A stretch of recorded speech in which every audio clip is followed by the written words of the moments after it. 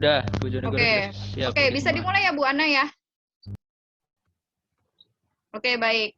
Sebelumnya saya ucapkan Assalamualaikum warahmatullahi wabarakatuh. Ya, selamat siang semuanya Bapak Ibu. Waalaikumsalam. Ya, terima kasih atas kesempatan yang telah diberikan karena kita bisa bergabung dalam acara training online perlindungan yang pada siang hari ini akan dilaksanakan dari teman-teman ADRA. Oke, sebelumnya saya perkenalkan diri dahulu. Nama saya Okta. Jadi selama ini kenal atau dengar nama Okta tapi baru ketemu sekarang ya. Jadi saya yang merekap data-data dari lapangan yang Bapak Ibu submit ke Kobo seperti itu. Nah, pada siang hari ini saya mewakili teman-teman ADRA akan membantu training pada siang hari ini yang akan dibawakan oleh Pak Mahrus. Nanti pematerinya dari Pak Mahrus, dan kebetulan di sini juga ada perwakilan Bu Ana, Pak Roger, dan Pak Angga dari perwakilan psikolog.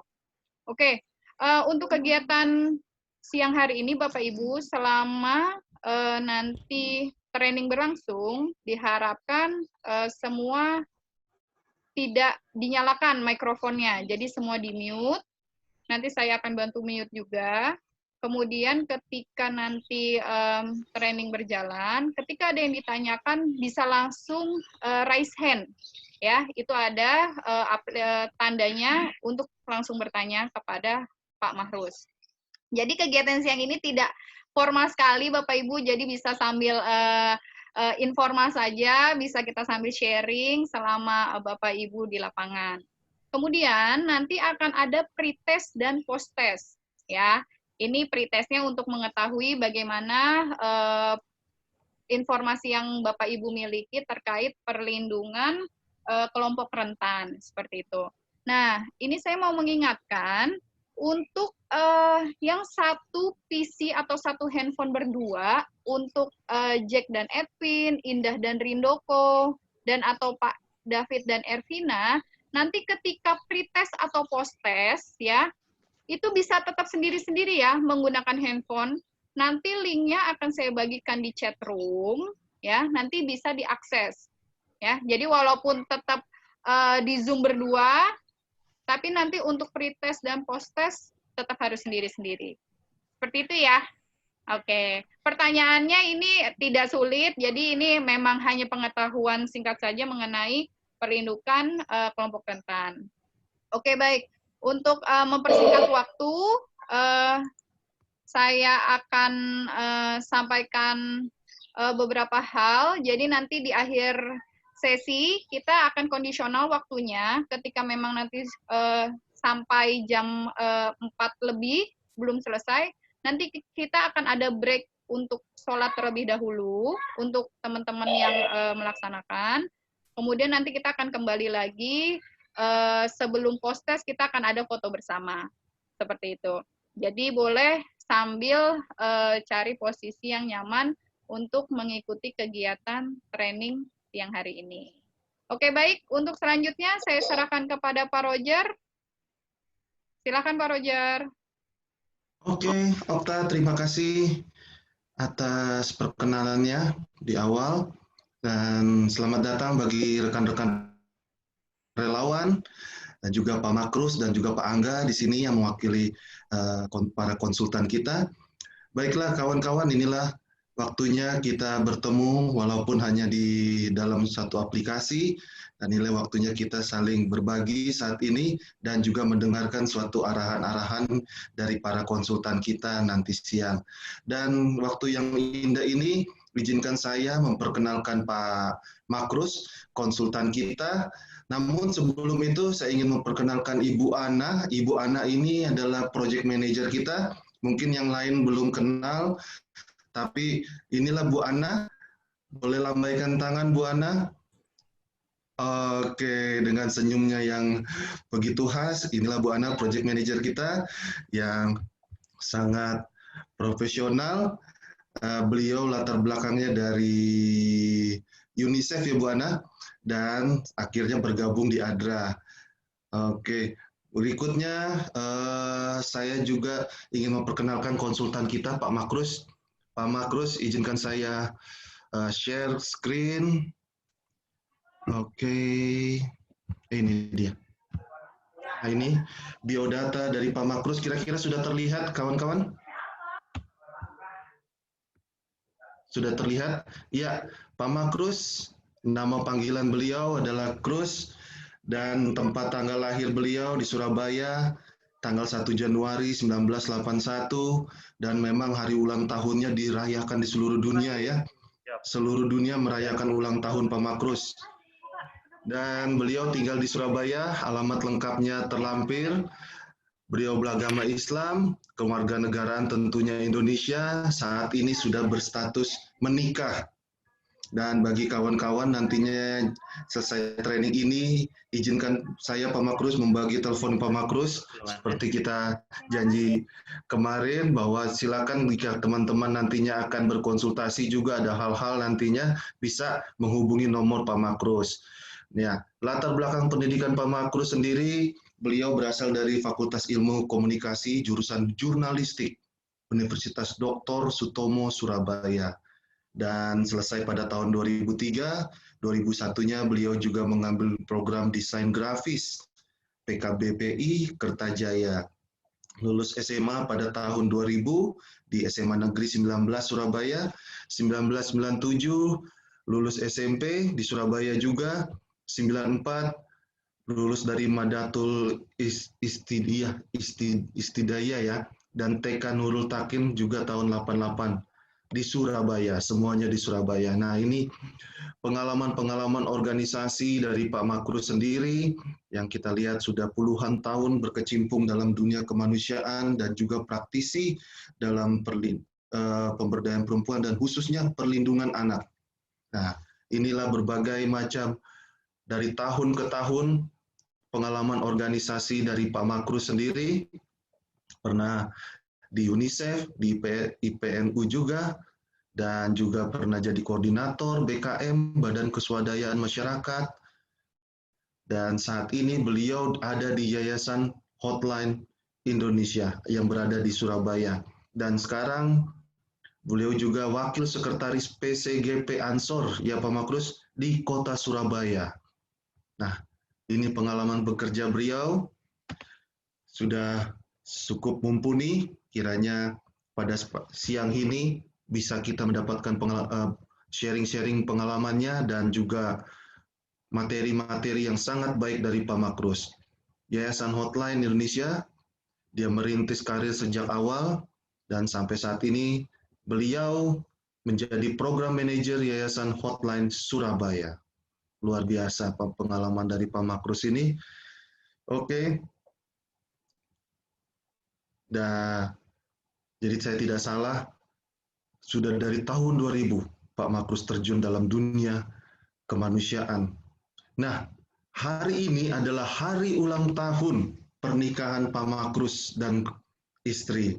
Tepatnya 12 tahun, dan ini hari bersejarah di mana beliau begitu dengan passion yang tinggi untuk tetap membagikan ilmunya, walaupun seharusnya beliau sedang bersama keluarga, namun dia membagikan waktunya untuk membagikan juga ilmunya yang dia punya kepada kita.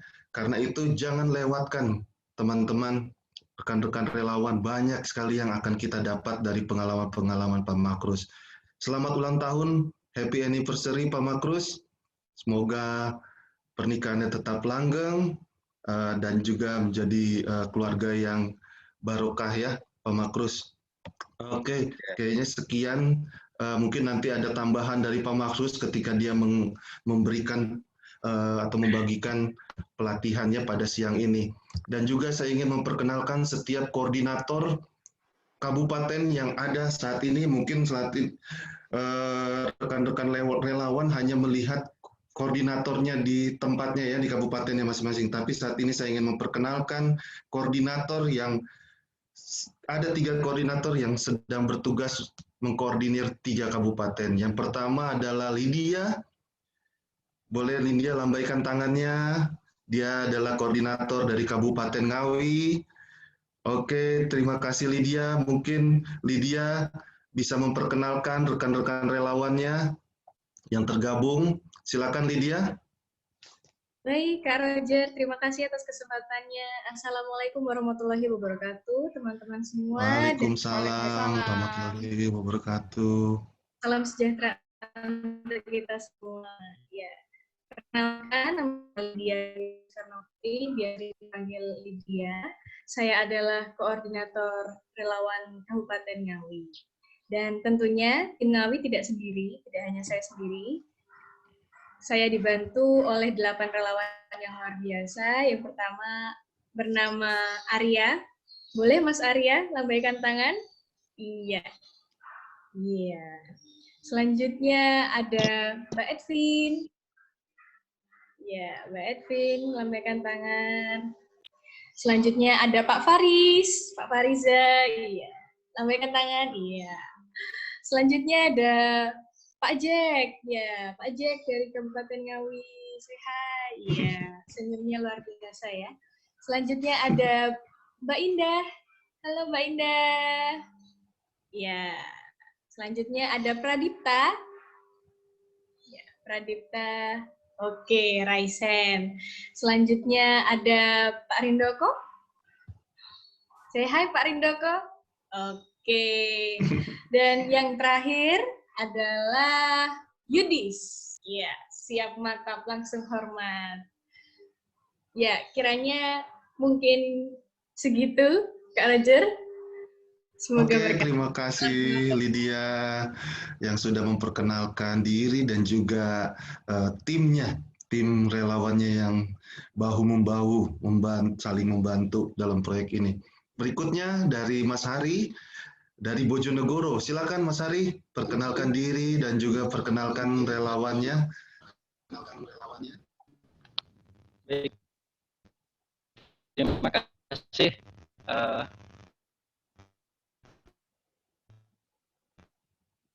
Sudah Halo, Pak Hari. salam dari awal ya. Suaranya kurang terdengar, Pak Hari. Mas Hari.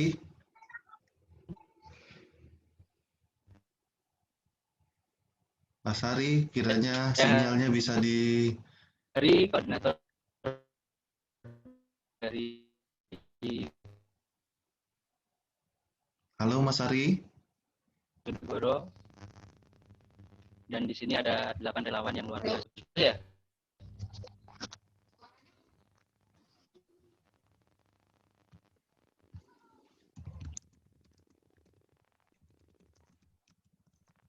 Halo, Pak Hari.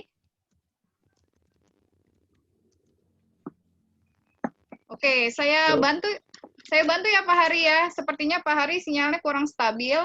Jadi Pak Hari ini merupakan koordinator dari Bojonegoro ya. Kemudian di sini ada perwakilan dari 8 relawan. Ada Pak Atkar, boleh raise hand Pak Atkar. Oke. Kemudian ada Pak Endi. Pak Endi. Halo Pak Endi. Pak Endi, boleh Pak Endi. angkat tangannya Pak Endi. Pak Endi ada? Sudah masuk kah? Selamat siang, Bu. Oh iya, siang Pak. Wah, Bapak baru kelihatan nih Pak. Oke, Sudah, Bu. siap Pak. Aman. Kemudian ada Pak Hendro. Pak Hendro. Mana ya Pak Hendro? Ada ya, Pak tadi Hendro. sepertinya sudah masuk nih Pak Hendro. Oke. Wow, Oke, selanjutnya ada Ibu ada raise Leni. hand tuh, Pak Hendro sepertinya. Oke, Ibu Leni. Selamat siang Bu Leni. Oke, selanjutnya Halo, Bu ada Leni. Pak Nova Andri. Selamat siang Pak. Pak Nova Andri, aman ya Pak? Kemudian ada Pak Pujianto. Oke, selamat siang Pak Pujianto. Kemudian ada Pak Humam. Oke, selamat siang Pak. Kemudian yang terakhir ada Mbak Widya. Oke, selamat siang Mbak Widya. Oke, Itu merupakan teman-teman relawan dari Bojonegoro. Saya wakilkan karena Pak Haris sepertinya sinyal kurang stabil. Saya kembalikan lagi ke Pak Roger. Silakan Pak Roger. Oke, terima kasih Mbak Okta yang sudah memperkenalkan mewakili Pak Hari yang adalah koordinator dari Kabupaten Bojonegoro. Berikutnya adalah Mbak Nela Indri dari Kabupaten Tuban. Halo. Silakan memperkenalkan diri dan juga para rekan-rekan relawannya. Terima kasih Pak Roger. Assalamualaikum warahmatullahi wabarakatuh. Selamat siang teman-teman semuanya. Assalamualaikum warahmatullahi wabarakatuh. Ya, saya Nela, koordinator relawan di Tuban.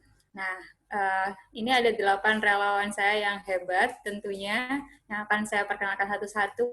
Nanti tolong untuk angkat tangan masing-masing ya. Yang pertama ada Pak Iwan. Halo Pak Iwan. Iya, ini relawan kami yang paling senior. Kemudian ada Mas Suprapto. Halo Mas Suprapto. Oke, baik. Kemudian ada Mas Arif. Halo Mas Arif. Iya, ini dia silau ya Mas Arif ya. Kemudian ada Mas David. Mas David. Nah, sebelahnya Mas David ini Mbak Ervina. Mohon maaf karena Mbak Ervina lagi menjaga, jadi videonya di-mute. Kemudian ada Mas Yahya. Selanjutnya, halo Mas Yahya. Oke, sedang bersantai. Dan Mbak Kiswatin selanjutnya. Halo Mbak Kiswatin. Oke. Dan Mas Ade. Halo Mas Ade. Oke. Dan yang terakhir, kayaknya udah semuanya ya. Oh ya, Mbak Ervina nih yang terakhir. Sudah, terima kasih. Saya kembalikan ke Pak Roger. Oke, terima kasih Mbak Nela Indri yang sudah memperkenalkan diri dan timnya yang ada di Kabupaten Tuban. Boleh kawan-kawan diaktifkan kameranya. Saya ingin kita kembali lagi mengingat bagaimana kita punya salam tangguh kita yang kita pernah sama-sama lakukan waktu itu. Kalau saya bilang salam tangguh, rekan-rekan mengatakan tangguh, tangguh, tangguh, faith in action. Oke, aktifkan semua, jangan di-unmute semua, dan aktifkan juga videonya. Silakan. Kita sama-sama. Tolong semua di-unmute. Jadi tunggu aba-aba saya. Oke. Masih ingat ya? Kita lakukan 2 kali ya. Mas Arya, bisa ya Mas Arya? Walaupun di kantor pemerintahan sedang bertugas. Oke. Salam tangguh. Tangguh. Tangguh, tangguh, tangguh. Faith in action. Oke, sekali lagi. Oke. Kurang Salam kompak tangguh. Pak Roger. Tangguh, Tangguh, tangguh. Faith in action. Faith in action. Oke. Terima kasih rekan-rekan. Ini suatu pemanasan sedikit ya. Sebelum kita memasuki materi yang akan dibawakan oleh Pak Makrus. Selanjutnya saya kembalikan kepada Mbak Okta. Silakan. Oke, baik. Terima kasih Pak Roger. Oke, teman-teman bisa di-mute lagi untuk mikrofonnya. Jadi selama materi berlangsung, diperbolehkan untuk mengaktifkan videonya ataupun tidak mengaktifkan videonya. Tapi jangan sampai ketika tidak diaktifkan videonya, menghilang orangnya. Yang penting tetap terdengar materi yang disampaikan oleh Pak Makrus. Oke, untuk mempersingkat waktu, kami persilahkan kepada Pak Makrus untuk memberi materi pada siang hari ini. Silakan Pak Makrus. Ya, terima kasih Mbak Okta atas kesempatannya. Saya hari ini diberikan kesempatan untuk berbagi sebetulnya. Saya tidak menggurui. Saya ingin berbagi saja dengan teman-teman pengalaman yang dilakukan oleh Yayasan Hotline di Surabaya. Bagaimana kami melakukan pendampingan pada korban kekerasan. Tapi sebelum materi kita mulai, ada pretest dulu.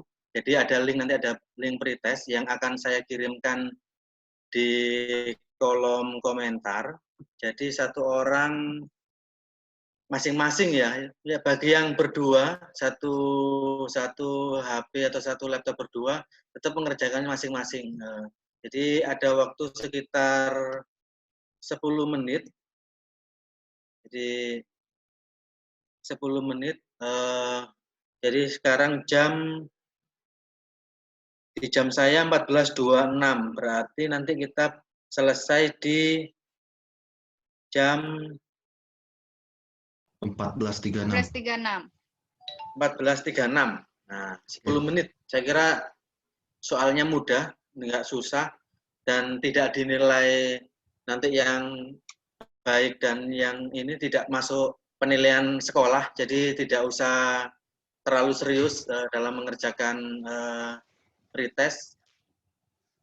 Silahkan dikerjakan mulai sekarang. Jadi dibuka aja di kolom komentar linknya. Belum kita mulai materinya. Jadi untuk mengukur nanti apakah yang saya sampaikan ini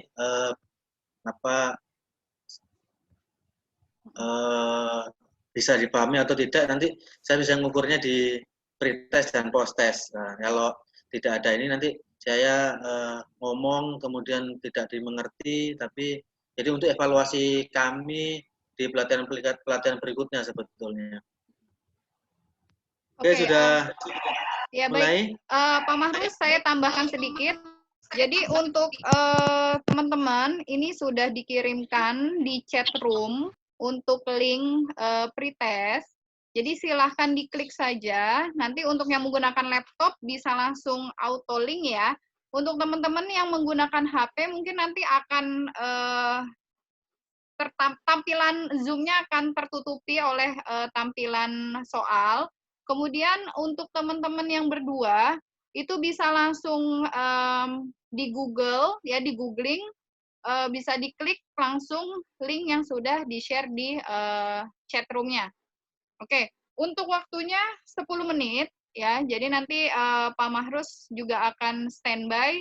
Kalau misalkan sebelum 10 menit teman-teman sudah bisa submit semua, itu kita bisa langsung melanjutkan.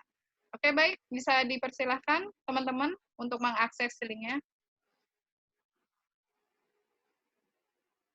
Sudah ada? Sudah ada belum? Sudah di chat room.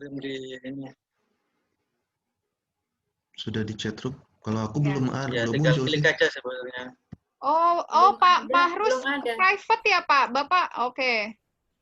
Masih Sebentar. private ya? Oke. Iya, dipindahin aja, Okta.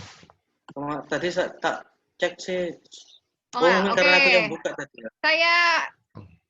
Oke, sudah ya, saya kirim. Sudah masuk ya di chat room?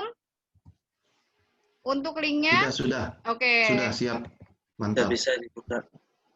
Tinggal diklik. Untuk yang berdua, Pak Indah atau Pak Rindoko, salah satu boleh mengalah pakai handphone. Terus Pak Jack dan Mbak Edwin bisa salah satu menggunakan handphone. Kemudian Pak David ya, kalau misalkan memungkinkan untuk Mbak Ervinanya mengisi ini, itu monggo.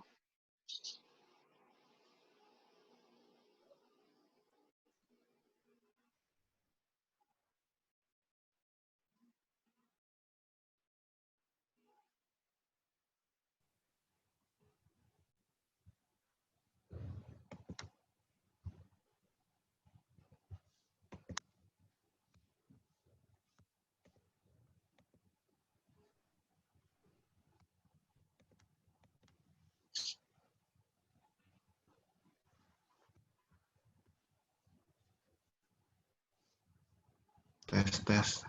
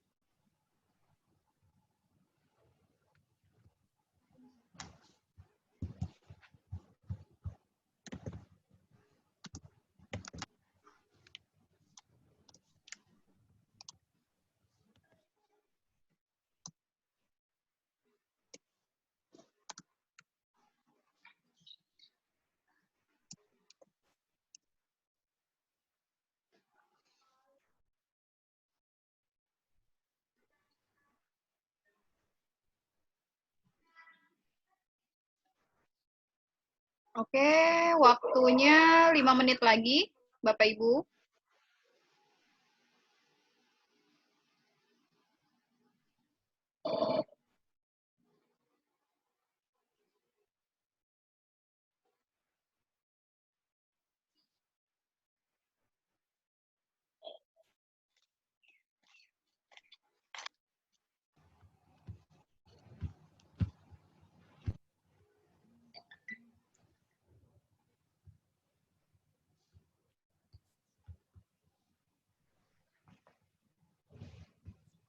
Wih, tegang.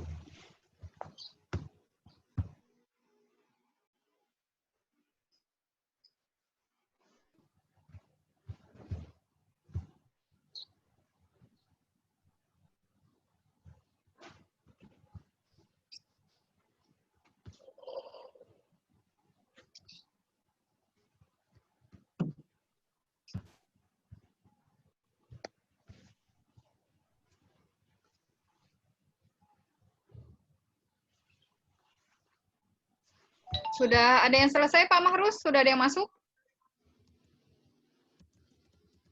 Belum ada. Oh, belum ada, oke. Baik, waktunya 3 menit lagi.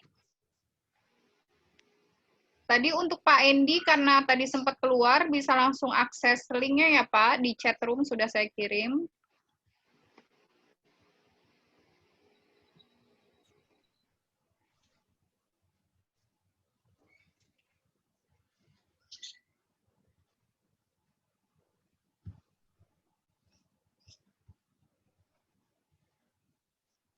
Dengar lagu.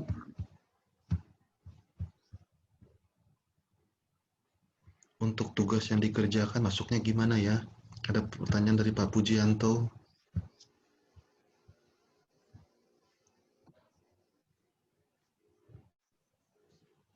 Masih satu yang masuk.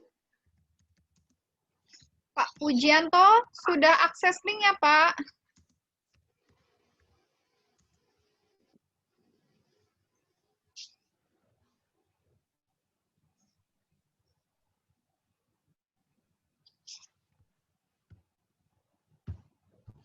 Oke, sudah masuk ya.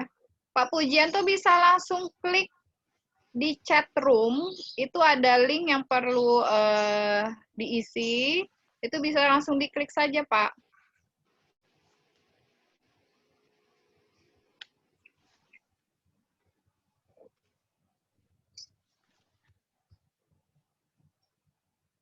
Kiswatin, ya Mbak Kiswatin. Tulis saja Mbak, ada apa?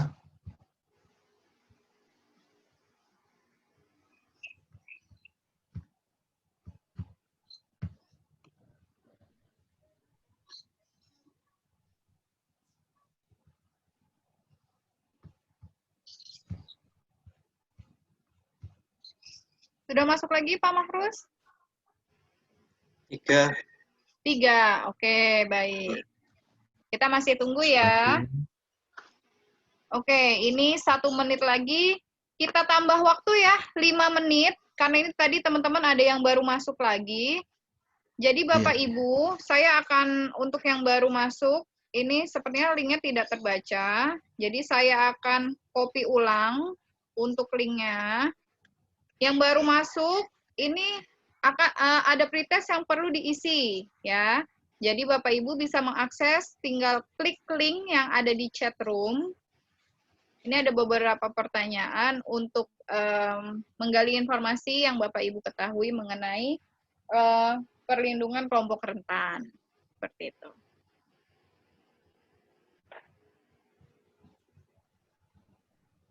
Oke, kita ada spare waktu ya, tambahan 5 menit untuk Bapak Ibu menyelesaikan.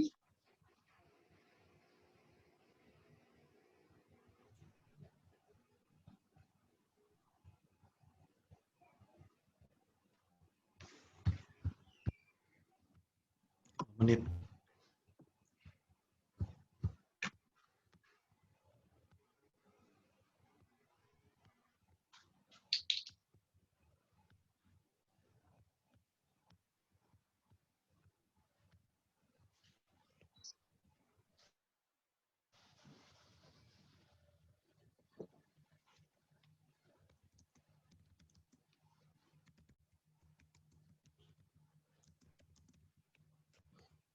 7 yang sudah masuk.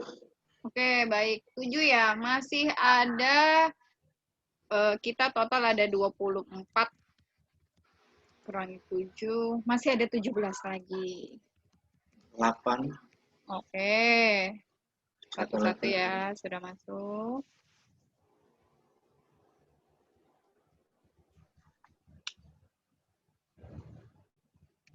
Delapan, 9.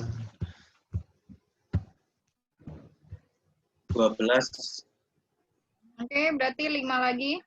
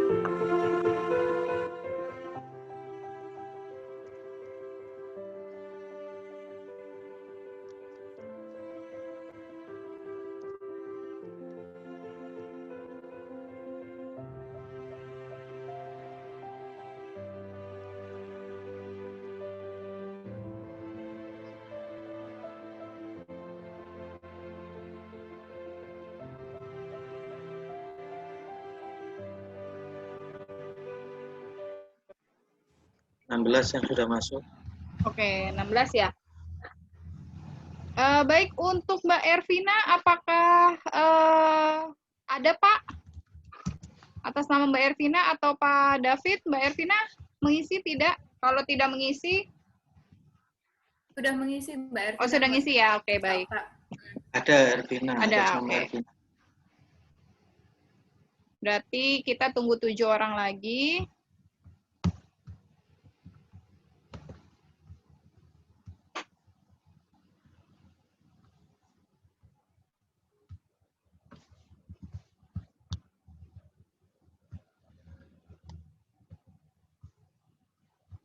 Yuk Bapak Ibu, waktunya hampir habis, 2 menit lagi. Bisa segera diselesaikan untuk masuk ke materi.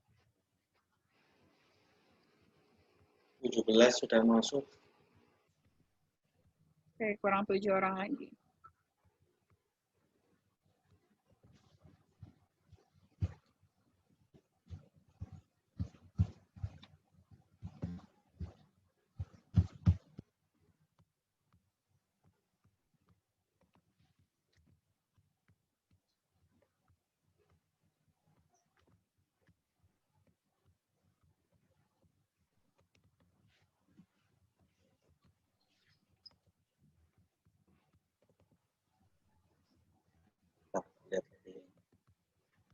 Sudah masuk 19.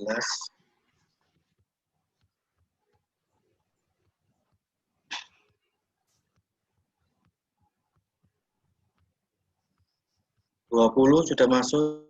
Oke, kurang 4 ya Pak ya.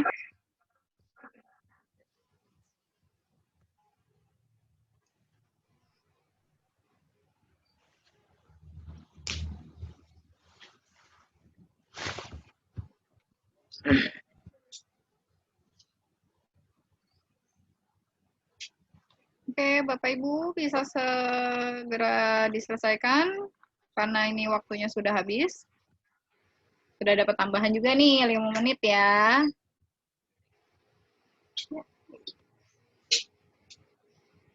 Sudah berapa Pak Mahrus? Masih 20, Mbak. Masih 20.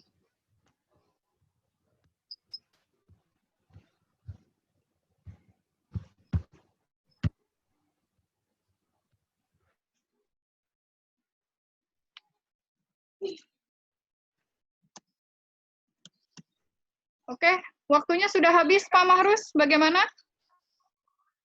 Ya, mungkin kita lanjut materi aja. Nanti yang sisa 4 bisa bisa tetap mengerjakan sambil sambil mendengarkan ya. Karena kalau nunggu ini masih belum beranjak ini, masih 20 ini. Nah, 23 udah 23. Oke. Tinggal satu lagi. Oke, baik. Berarti kita bisa lanjut langsung ke materi ya, Pak ya, untuk efisienkan waktu. Ya, Oke, baik. saya mulai aja materinya pada siang menjelang sore ini karena sudah jam 14.42. Memang dia ada agak molor ya waktunya. Karena memang ada tambahan-tambahan ini. Saya coba share screen dulu. Saya kenalkan. Terlihat ya? Ya, Pak. Oke.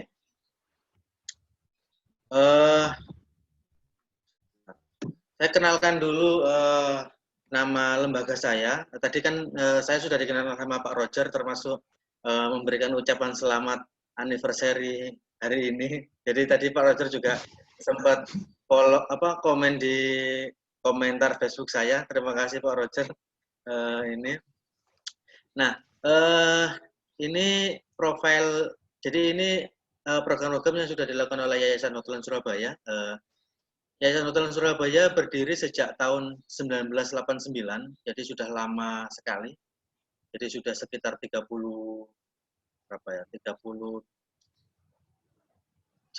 tahun. Jadi kalau ini sudah punya anak banyak ini sebetulnya. Dan memang sampai saat ini masih tetap eksis.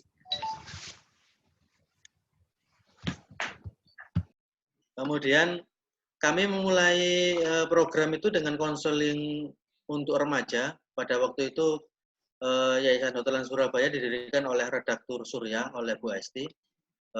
Dulu ada namanya Surat Pembaca. Mungkin kalau yang kelahiran 80-an awal mengenal Surat Pembaca di koran dulu itu. Kita tulis surat, kemudian ada jawaban pertanyaan-pertanyaan kita beberapa hari kemudian. Tapi sekarang kan sudah tidak musim seperti itu karena sudah ada chat dan sebagainya, apalagi lebih canggih sekarang. Lalu kita juga ada konseling via telepon pada waktu itu, kemudian ada konseling tatap muka. Kemudian mulai tahun 99 sampai awal 2000-an kami melakukan pendampingan untuk program kesehatan reproduksi dan HIV/AIDS di lokalisasi di Surabaya. Di Surabaya ada 6 lokalisasi yang lumayan besar, yang meskipun yang terkenal cuma 1, tapi sejatinya ada banyak lokalisasi di Surabaya. Hampir semua di Surabaya itu katanya lokalisasi, karena di pinggir-pinggir kali juga ada banyak prostitusi di situ. Nah, di lokalisasi ini, di 6 lokalisasi ini kami menemukan ada anak-anak korban trafficking dari desa. Pada waktu itu memang isunya adalah urbanisasi, dari desa ke kota, di Pucuk Rayu, dijanjikan pekerjaan dan sebagainya, kemudian dijebak di lokalisasi, dibiayai dan sebagainya, kemudian dijerat hutang, lalu dia tidak bisa keluar dari situ. Nah, dari proses itu kami kemudian masuk di isu SK. Ada yang tahu SK, eksploitasi seksual komersial anak, atau kita bisa kenal dengan istilah bahasa Indonesia namanya AILA. AILA ya, bukan Agia. Jadi bukan merek mobil. AILA, anak yang dilacurkan. Nah, kami pada waktu itu melakukan penjangkauan di tempat-tempat hiburan malam. Jadi dulu saya itu selain tiap hari di lokalisasi juga di tempat hiburan malam, tapi bukan untuk ngapa-ngapain ya, untuk mencari korban pada waktu itu, melakukan penjangkauan. Dan ternyata korban-korban yang kami temukan di tempat-tempat hiburan malam ini 50% masih sekolah SMP dan SMA. Jadi kemudian kalau kemudian kami biarkan terus seperti ini, hanya sekedar melakukan penjangkauan di tempat hiburan malam, maka akan ada banyak korban. Kalau dulu isunya urbanisasi, sekarang pelacuran anak ini isunya bukan urbanisasi, tapi dia di kota, dia tinggal di Surabaya, kemudian korban kekerasan seksual tidak ditangani dengan baik psikologisnya, lalu dia kemudian ada dua kemungkinan, dia trauma atau dia sexual addict. Nah, itu yang pengalaman yang kami temukan di lapangan. Nah, setelah itu kami mencoba untuk melakukan pencegahan di sekolah-sekolah. Nah, sekolahnya yang kami pilih adalah sekolah yang memang anak-anak yang kami temukan menjadi korban itu sekolah di situ. Dan ternyata anak-anak SMP. Jadi kami masuk bukan di SMA lagi, tapi di SMP. Kenapa SMP? Karena ada banyak hal anak-anak ini masuk di usia pubertas. Usia pubertas itu usia peralihan anak-anak ke remaja. Pencarian jati dirinya lumayan kencang, kalau tidak dibekali dan sebagainya, itu bisa berakibat negatif bagi mereka. Nah, itu yang kami lakukan. Kami punya shelter. Shelter ini menampung anak-anak perempuan korban kekerasan seksual, terutama yang KTD. KTD itu kehamilan yang tidak diinginkan. Jadi anak-anak usia 15 tahun, 14 tahun, hamil, pacarnya atau orang yang menghamili tidak tanggung jawab, kemudian masuk di shelter kami. Bahkan pemerintah kota Surabaya seringkali juga merujuk ke kami. Jadi ada proses-proses yang kalau dulu di PS dewasa, kemudian di isu HIV/AIDS dan sebagainya, lalu kami masuk di isu anak. Jadi ada bukan pergeseran ya, ada isu yang memang bergeser, yang menurut kami ini harus ditangani dan sebagainya. Itu sekilas perkenalan tentang Yayasan Hotline Surabaya. Jadi langsung saja masuk di materi. Jadi ini selama ini karena memang proyek ini adalah proyek untuk COVID-19. Jadi saya coba kaitkan dengan isu sekarang yang saat ini lagi hot, lagi semua bicara COVID-19. Jadi ada banyak hal yang kenapa kekerasan ini meningkat selama pandemi COVID-19. Kenapa? Karena ada tingkat stres yang tinggi karena kehilangan mata pencaharian utama. Ada banyak PHK, kemudian pengurangan jam kerja dan sebagainya. Itu juga akan mempengaruhi stres dan sebagainya, berpengaruh untuk melakukan kekerasan. Yang kedua adalah karena sebagian besar waktu dihabiskan di rumah.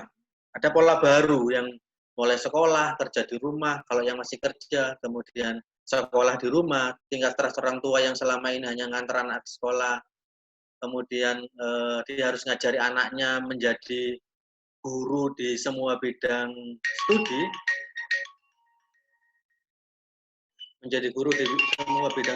studi, nah itu juga sedikit banyak akan menambah kestresan orang tua, seperti itu. Nah, akibatnya adalah orang tua menjadi lebih cepat marah dan sebagainya, dan berujung pada kekerasan. Kalau kita lihat berita online, saya coba screenshot dua berita ini. Jadi kasus kekerasan perempuan naik 75% selama pandemi Corona. Kemudian ada selama pandemi Corona hampir 2.000 anak Indonesia alami kekerasan seksual. Kekerasan seksual ini bukan hanya sekedar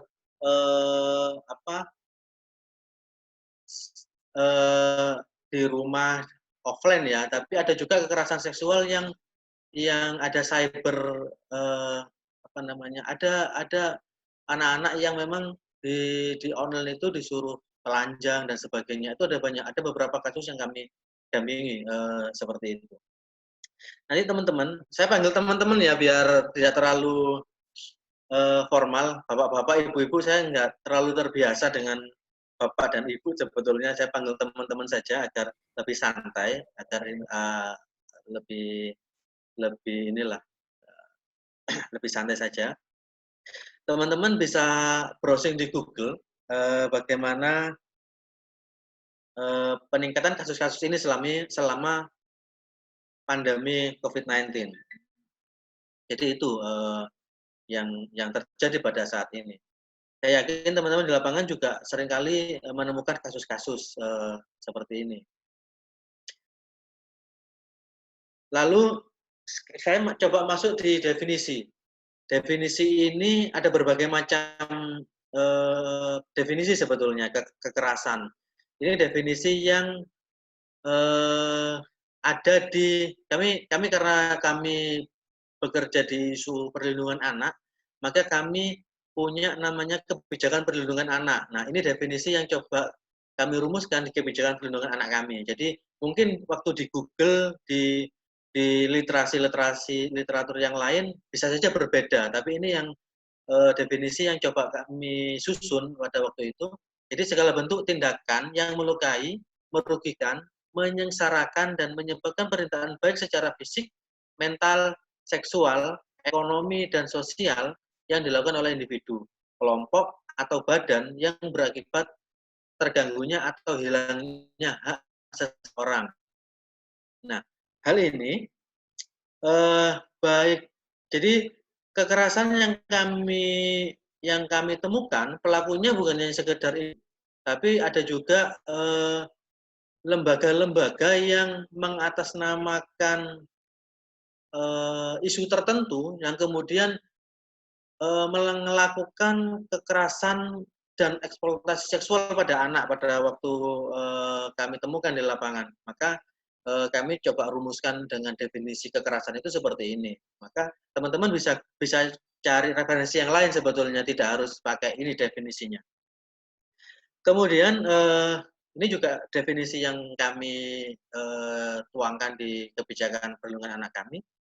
Tindakan dengan atau tanpa persetujuan korban yang meliputi tetapi tidak terbatas pada pelacuran, kerja, atau pelayanan paksa, perbudakan, atau praktek serupa perbudakan, penindasan, pemerasan, pemanfaatan fisik, seksual, organ reproduksi, atau secara melawan hukum memindahkan atau mentransplantasi organ atau jaringan tubuh untuk atau memanfaatkan tenaga atau kemampuan seseorang oleh pihak lain untuk mendapatkan keuntungan baik material maupun imaterial. Jadi karena kami di isu trafficking juga, maka definisi ini juga kami rumuskan bagaimana ada proses traffickingnya dan sebagainya. Itu yang kami sebut dengan eksploitasi. Nah, kalaupun nanti ada sedikit berbeda dengan yang kemudian teman-teman baca di literasi yang lain, tidak apa-apa, tidak harus pakai definisi ini. Karena ini definisi yang kami coba tuangkan bersama-sama pada waktu itu. Kemudian ini juga masih bias juga dengan anak yang disebut dengan penelantaran, karena kan di hari ini kita mencoba untuk masuk di kelompok rentan, bukan hanya sekedar anak. Tapi karena ini yang definisi yang kami kembangkan, ya saya coba sampaikan saja, tidak harus dengan definisi ini seperti ini dengan persis. Penelantaran adalah tidak menyediakan makanan, pakaian, tempat tinggal, maupun kasih sayang yang cukup bagi seorang anak atau seseorang, serta membiarkan anak berada dalam kondisi atau situasi yang beresiko yang dapat mengganggu dan membahayakan tumbuh kembang anak. Jadi seperti gini, penelantaran definisi kami bukan hanya sekedar tidak memberi makan kemudian ditinggal pergi selama beberapa hari, tapi membiarkan anak usia kurang dari 5 tahun atau kurang dari 2 tahun sendirian selama beberapa lama di luar, itu juga masuk dalam kategori penelantaran menurut kami.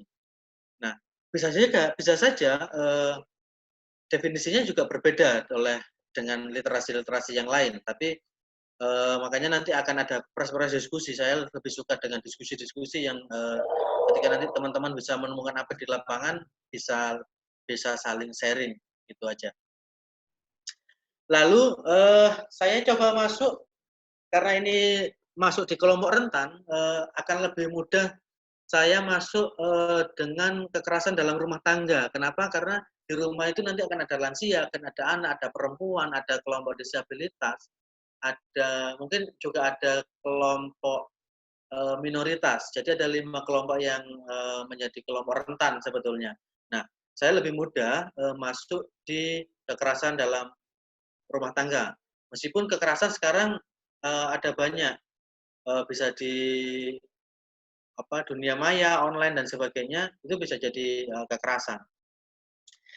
Jadi sesuai dengan definisi Undang-Undang Penghapusan Kekerasan dalam Rumah Tangga, setiap perbuatan terhadap seseorang, terutama perempuan, yang berakibat timbulnya kesengsaraan atau penderitaan secara fisik, seksual, psikologis, dan atau penelantaran rumah tangga, termasuk ancaman untuk melakukan perbuatan pemaksaan atau perampasan kemerdekaan secara melawan hukum dalam lingkup rumah tangga. Jadi ini definisi kekerasan rumah tangga dalam di pasal 1 ayat 1 Undang-Undang Penghapusan Kekerasan dalam Rumah Tangga. Jadi saya kutip saja ini karena memang ini regulasi yang ada. Memang kemudian lebih spesifik di sini menyebutkan perempuan, meskipun nanti di sini di slide selanjutnya yang dimaksud dengan korban KDRT adalah orang yang mengalami kekerasan dan atau ancaman kekerasan dalam lingkup rumah tangga. Jadi ini tidak serta-merta perempuan, jadi orang yang mengalami kekerasan. Tadi kan di definisinya spesifik menyebut perempuan, meskipun ada kata-kata terutama. Tapi di sini lebih luas definisi tentang korban kekerasan dalam rumah tangga. Kemudian, nah, ini lingkup rumah tangga. Jadi lingkup rumah tangga seperti yang ada di pasal 2 ayat 1 Undang-Undang PKDRT adalah suami, istri, dan anak. Yang kedua, orang-orang yang mempunyai hubungan keluarga dengan orang sebagaimana dimaksud huruf A, karena hubungan darah, perkawinan, persusuan, pengasuhan, dan perwalian yang menetap dalam rumah tangga. Dan atau orang yang bekerja membantu rumah tangga dan menetap dalam rumah tangga tersebut. Jadi kekerasan yang ada di ini bukan hanya sekedar kekerasan terhadap perempuan sebagai istri dan sebagainya, tapi bisa jadi orang tua, lansia yang bertempat tinggal di situ, atau asisten rumah tangga. Itu juga diatur dalam lingkup rumah tangga. Jadi kekerasan dalam rumah tangga itu sekarang tidak hanya korbannya yang melapor, tapi orang lain bisa melapor. Jadi tetangga, sebagai tetangga dan sebagainya, ketika kita mengetahui ada kekerasan, kita bisa melapor sebetulnya. Seperti itu. Oke, saya lanjutkan. Nah, bentuk kekerasan. Nah, bentuk kekerasan ini adalah bentuk kekerasan selama ini adalah yang pertama adalah kekerasan fisik. Kekerasan fisik ini mudah dibuktikan. Jadi ketika ada lebam, ada bekas luka, ada apalagi ya, ada apapun itu, artinya secara fisik bisa terlihat dengan nyata gitu, bekas atau luka, bekas kekerasannya. Tapi yang agak susah dibuktikan adalah kekerasan psikis, karena ini kan lebih pada kayak bulian, kata-kata makian dan sebagainya, bodoh, goblok, tidak becus dan sebagainya. Nah, seringkali ketika itu berulang-ulang, nanti mungkin di psikososialnya bisa dibahas bagaimana ketika luka psikis ini tidak ditangani secara baik, itu mungkin akan berdampak ke depan. Lalu ada kekerasan seksual.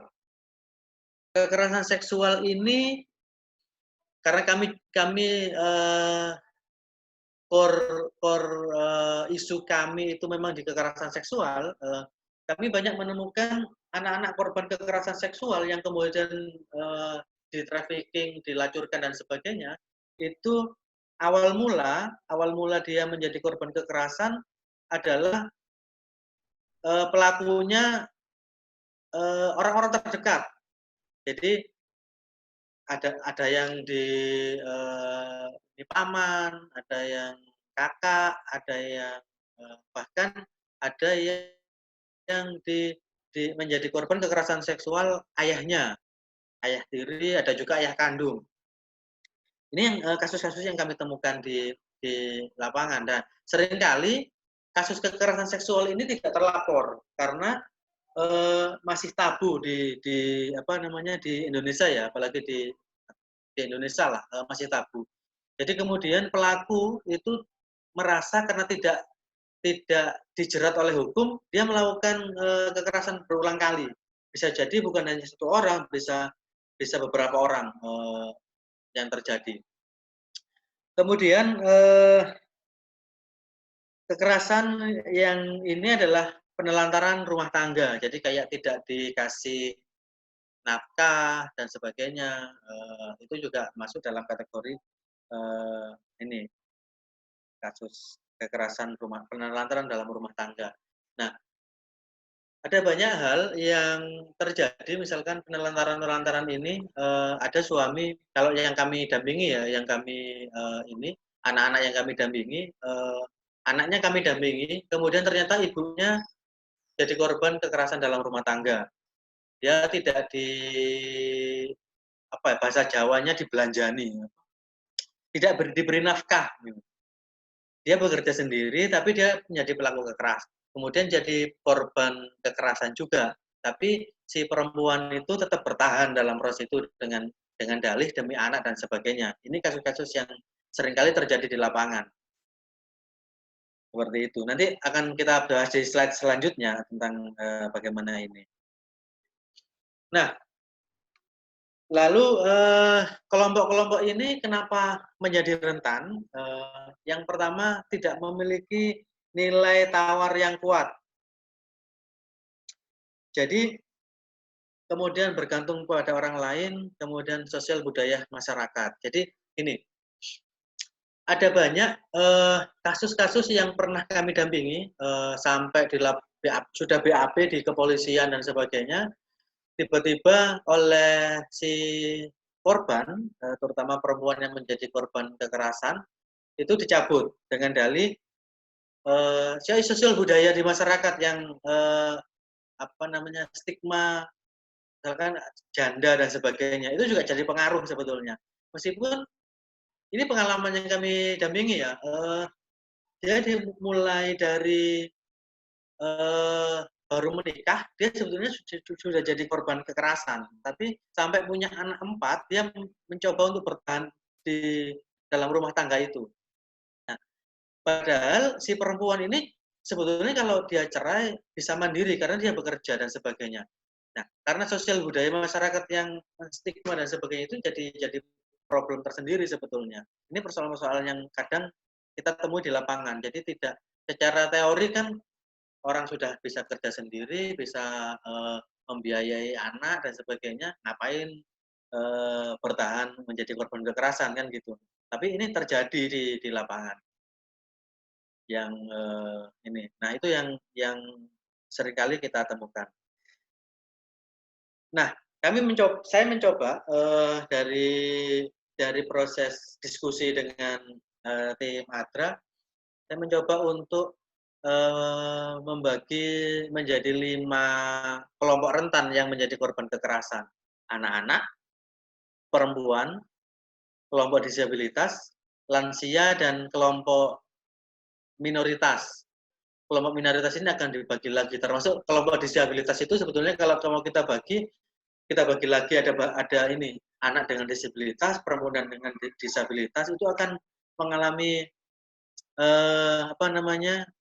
kerentanan tersendiri, termasuk anak laki-laki dan anak perempuan itu akan akan ada kerentetan sendiri, tapi itu akan menjadi panjang ketika kita bahas satu-satu.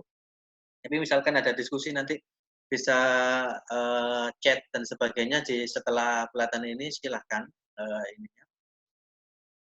Nah, anak, kenapa anak menjadi rentan? Karena memang anak tidak memiliki power yang cukup untuk melawan. Secara fisik dia masih lemah, dan doktrin bahwa anak harus menurut kepada orang tua itu juga jadi sosial budaya yang ada di masyarakat yang memang akhirnya anak itu tidak boleh melawan meskipun dipukuli dan sebagainya. Nah, dari sini sebetulnya kan teman-teman sudah tahu kan definisi anak di Undang-Undang Perlindungan Anak. Ada yang masih belum tahu definisi anak? Tadi di berita juga ada sebetulnya saya masukkan.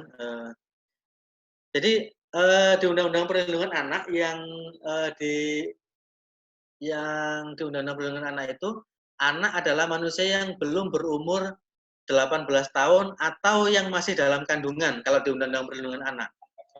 Tapi di Konvensi Hak Anak itu agak berbeda. Di Konvensi PBB Konvensi Hak Anak itu ada, kalau anak definisinya adalah anak adalah manusia yang kurang dari 18 tahun dan dianggap dewasa dengan faktor-faktor tertentu. Jadi agak berbeda. Maka juga akan sedikit bertentangan dengan Undang-Undang Kesehatan sebetulnya anak ini. Karena Undang-Undang Kesehatan kan pro choice ketika dalam kandungan dirasa secara medis tidak memungkinkan untuk diteruskan kan bisa digugurkan. Tapi di Undang-Undang Perlindungan Anak ini mau nggak mau kan harus dipertahankan. Kalau di undang-undangnya kan anak adalah manusia yang belum berusia 18 tahun dan masih dalam kandungan. Nah, itu kan harus ini. Nah, seringkali anak dianggap sering melakukan kesalahan. Jadi anak itu kan selalu dianggap sering melakukan kesalahan. Jadi maka kemudian layak untuk dimarahi, dan sebagainya. Nah, kalau menurut kami, ya wajar anak melakukan kesalahan gitu loh. Dengan alasan melakukan kesalahan itu kan kemudian orang tua, orang-orang terdekat kemudian melakukan kekerasan pada anak. Nah, menurut kami wajar anak-anak melakukan kesalahan karena orang dewasa pun seringkali melakukan kesalahan. Tapi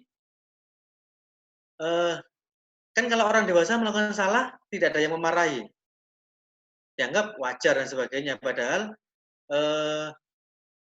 kalau orang dewasa saja dianggap wajar melakukan kesalahan, maka anak juga harusnya dianggap wajar melakukan kesalahan dan tidak harus dilakukan dengan kekerasan, kan seperti itu. Itu yang ya ini refleksi saja sebetulnya. Seringkali kita atau kita sendiri atau saya misalkan ketika marah, ketika lagi capek, kemudian anak di rumah lagi rewel dan sebagainya, marah, seringkali kan agak keras ngomong dan sebagainya. Itu ya kadang-kala kita lepas kontrol. Tapi coba kita sadari bahwa kalau orang tua dianggap berkali-kali atau dianggap wajar melakukan kesalahan, maka anak harusnya lebih dianggap wajar melakukan kesalahan karena mereka dalam proses belajar seperti itu. Kalau ada yang bertanya langsung saja ya ini. Jadi biar saya tidak ngomong sendirian. Jadi ngomong sendirian ternyata kalau di sini kan nggak kelihatan orangnya, jadi kadang orang mendengarkan tidak. Ya. Baik Bapak Ibu, seperti yang sudah saya sampaikan di awal, jika memang ada yang ingin bertanya, boleh langsung raise hand aja ya, ataupun tombol reaction. Dinyalakan ya, videonya, boleh nanti bisa langsung dijawab oleh Pak Mahrus. Supaya tidak lupa ya Pak ya pertanyaannya. Iya. Oke, baik. Izin Pak tanya Pak. Izin bertanya Pak Mahrus. Ya. Pemanasan mungkin ini. Mau tanya Pak Mahrus, ini bagaimana dari Yayasan Pak Mahrus sendiri mungkin atau dari pemerintah yang kalau kita lihat di sini banyak sekali tayangan-tayangan di televisi di stasiun komersil, yang stasiun televisi yang ada saat ini, itu menayangkan suatu hal yang bentuk kekerasan. Dan itu apa tidak ada perlindungan bagi anak-anak untuk sehingga mereka tidak menonton itu, atau seperti apa, sehingga atau pernah ada survei mungkin dari hal tersebut yang membuat dampak psikologis atau membuat mereka akhirnya mencontoh, meniru, dan melakukan itu kepada orang lain, bahkan sesama kawannya sendiri. Kira-kira bagaimana itu Pak Makrus? Terima kasih. Iya Pak, memang agak berat ya, dari sisi tayangan televisi itu kan ada sisi komersialitas, yang sisi komersil televisi ya. Sementara kami juga pernah bukan beberapa kali, 2 kali diskusi dengan Komisi Penyiaran Independen di Jawa Timur. Itu tentang tayangan yang mengandung kekerasan dan sebagainya, pornografi, kekerasan dan sebagainya. Tapi memang KPI di Jawa Timur juga tidak terlalu punya power, karena memang ada banyak TV nasional kan yang sebetulnya tayangannya yang jangkauannya lebih luas itu kan televisi nasional. Nah, sementara mereka isi komersil. Nah, sebetulnya kami kemudian mencoba untuk melakukan parenting sebetulnya, Pak. Parenting, bagaimana kemudian melakukan sensor mandiri. Jadi tayangan-tayangan yang boleh dan tidak boleh dilihat oleh anak. Karena kan agak susah juga menurut saya ketika misalkan film action gitu itu tidak disensor, kan itu kekerasan. Tapi satu sisi kartun Doraemon Shizuka pakai baju renang disensor. Nah, itu juga apanya juga yang sensual dari Shizuka kan gitu. Nah, itu kan agak susah juga ketika kita bicara tentang itu. Nah, maka yang kami lakukan bagaimana orang tua mampu melakukan sensor mandiri, karena kami juga selain di komunitas sekitar shelter, kemudian di sekolah-sekolah yang kami dampingi, ketika pengambilan rapot misalkan orang tua harus datang 1 jam atau 2 jam sebelum ini, sebelum rapot dibagikan akan ada sesi parenting dari kami, seperti itu untuk pencegahan sebetulnya. Bagaimana ini termasuk bagaimana meningkatkan komunikasi antara orang tua dan anak, itu juga penting. Karena kan anak-anak lihat sesuatu, kalau dia tidak cerita kepada orang tuanya juga orang tua nggak tahu apa yang sudah dilihat anak. Tapi kalau anak sudah mau bercerita pada orang tua, paling tidak orang tua bisa mengarahkan untuk anak harus ngapain dan sebagainya. Itu juga penting. Jadi akhirnya kami masuk ke orang tuanya, bukan masuk ke sistem yang tadi itu agak, yang upaya itu tetap ada, hearing dan sebagainya, cuman sampai saat ini belum berhasil dengan teman-teman jaringan. Seperti itu Pak Roger. Oke, terima kasih Pak. Oke, saya lanjutkan ya. Oke. Siap. Oke, perempuan. Jadi kelompok rentan yang kedua adalah perempuan. Seperti yang saya bilang tadi, kultur patriarki yang ada di masyarakat itu juga akan sedikit berpengaruh. Kemudian stigma bagi perempuan yang melawan pada suami itu juga banyak seringkali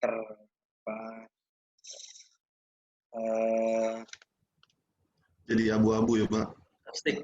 Terstigma bahwa ini tidak boleh dan sebagainya. Kemudian bergantung pada suami sehingga tidak berani melawan. Artinya bergantung secara ekonomi. Jadi kemudian si istri tidak berani melawan. Nah, maka kita harus bagaimana kami selalu berupaya untuk menginformasikan tentang kesetaraan gender sebetulnya. Ini kan masuk di isu gender dan sebagainya. Bahwa ada hal yang kodrat dan konstruksi sosial, itu yang seringkali kami sampaikan kepada masyarakat. Ada yang kodrat, misalkan perempuan menyusui, hamil, melahirkan dan sebagainya, itu menjadi kodrat. Tapi kalau ngomong pengasuhan, itu kan konstruksi sosial budaya yang ada di masyarakat. Maka sebetulnya kan si ayah juga harus ikut terlibat dalam proses pengasuhan dan sebagainya. Itu yang kami coba sosialisasikan ke masyarakat. Termasuk penelitian-penelitian yang ternyata ketika ayah ikut mengasuh anak lebih mandiri, lebih cerdas, lebih berani dan sebagainya, itu juga kami sampaikan agar si ayah juga terlibat. Nah, terus bagaimana kemudian berbagi peran dalam rumah tangga, misalkan cuci piring, cuci baju, masak, itu bisa berbagi peran dan sebagainya. Jadi beban itu tidak di perempuan, itu yang kami itu. Dan saya mencoba untuk mencontohkan di kehidupan saya sehari-hari agar ketika ngomong termasuk dilihat tetangga itu, oh iya nggak asal ngomong gitu. Tapi saya praktekkan, saya cuci baju, saya juga ikut ngasuh anak, saya ikut cuci piring dan sebagainya. Itu agar saya kalau ngomong nggak hanya sekedar teori gitu loh. Nah itu yang memang agak susah ketika disampaikan, apalagi misalkan di daerah sekitar saya ada banyak yang katakanlah, mohon maaf, orang-orang Madura misalkan, yang secara budaya tidak ada yang namanya suami ikut cuci baju, ngerawat anak, dan sebagainya. Suami ya kerja, pulang, tidur, makan, kerja lagi. Jadi itu menjadi kayak aib gitu loh kalau laki-laki ikut bantu pekerjaan rumah tangga. Nah, konstruksi itu yang kemudian kami coba bongkar. Memang tidak mudah. Kami saja ngomong gender sudah sejak awal-awal 2000-an juga masih belum terlalu perubahannya belum terlalu signifikan seperti itu. Apalagi dengan dengan masyarakat yang taraf pendidikannya memang menengah ke bawah ya, itu memang agak berat ngomong tentang itu. Nah, kenapa kemudian perempuan menjadi rentan menjadi korban kekerasan, itu yang diakibatkan seperti itu. Jadi wajar kalau dimarahi dan sebagainya, itu menjadi wajar di budaya-budaya masyarakat kita. Kemudian di yang ketiga adalah kelompok rentan yang ketiga adalah lansia. Lansia kenapa rentan? Sudah tidak memiliki penghasilan, terutama yang lansia dengan pada waktu masih muda, cara bekerjanya menggunakan fisik ya. Artinya misalkan dia ada yang kuli bangunan, pengayuh beca dan sebagainya. Artinya ketika dia sudah tidak kuat secara fisik, dia tidak bisa bekerja. Mungkin berbeda dengan lansia yang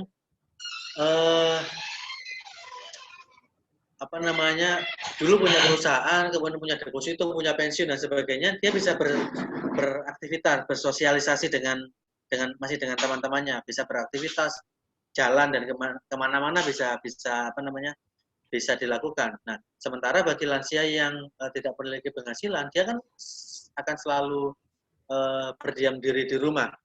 Seperti itu. Mungkin teman-teman di lapangan di Ngawi, Bojonegoro dan Tuban karena mendampingi lansia lebih banyak pengalaman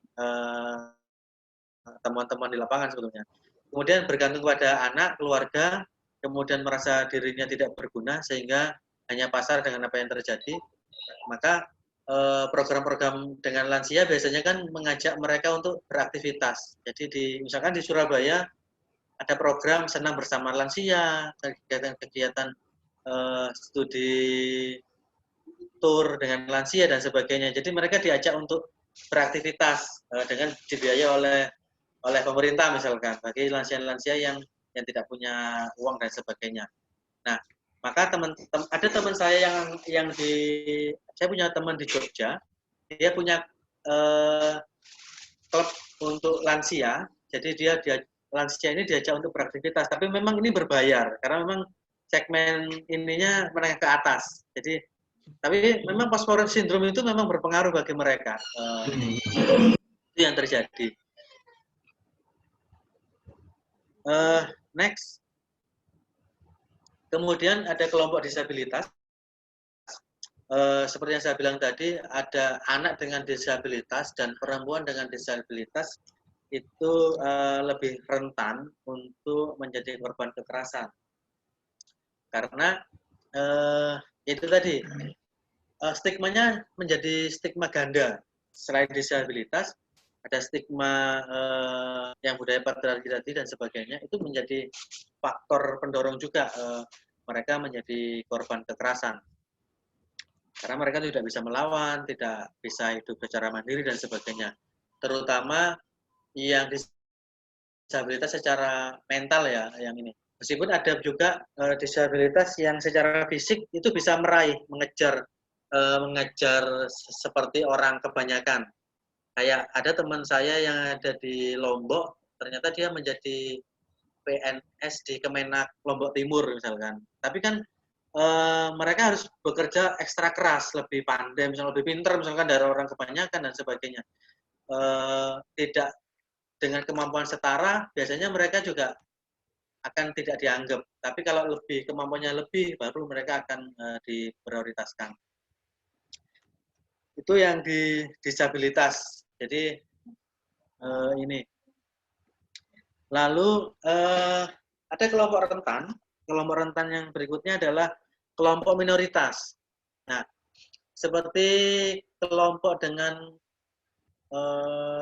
kelompok agama minoritas, kalau dulu yang terjadi di kasus Sampang yang di apa namanya, diungsikan ke Sidoarjo itu Syiah, kelompok Syiah. Kemudian ada juga LGBT, apa namanya, tahu LGBT kan ya, yang ini. Kemudian mungkin kalau di nggak tahu ya, di Ngawi, Bojonegoro sama Tuban ada apa namanya,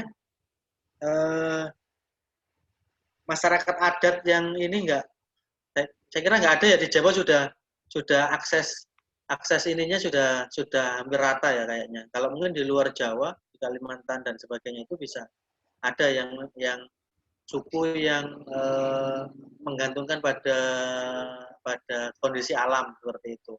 Itu juga menjadi rentan.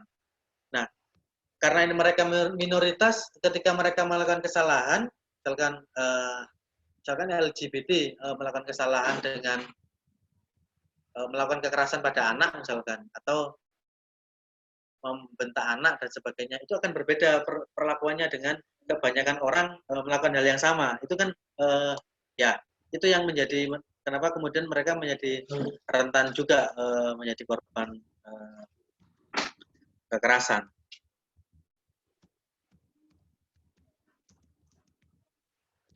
Nah, ini bagaimana mengatasinya? Nah, karena Adra kemarin juga bikin selebaran dan video ya untuk ketika menemukan korban-korban kekerasan. Jadi sebetulnya kan di proses pencegahan itu yang memang harus kita inisiasi bersama.